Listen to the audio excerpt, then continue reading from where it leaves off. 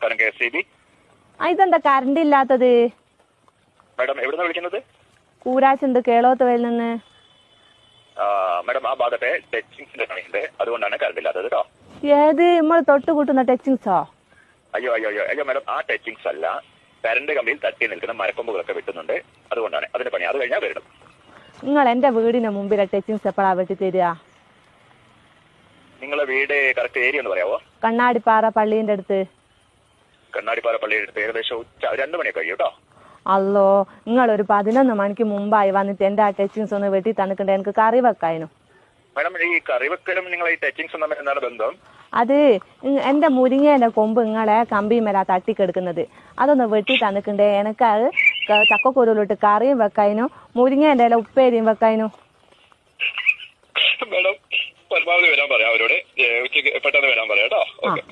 അല്ല കണക്ക് നിങ്ങൾ വെക്കല്ല. ആ രാകേഷാ വരുന്നെങ്കിൽ ഓനോട് ഒരു 50 ഉറുപ്പ്യന്റെ മത്തിയും വാങ്ങാൻ പറയോ?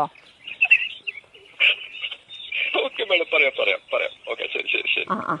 ഓക്കെ.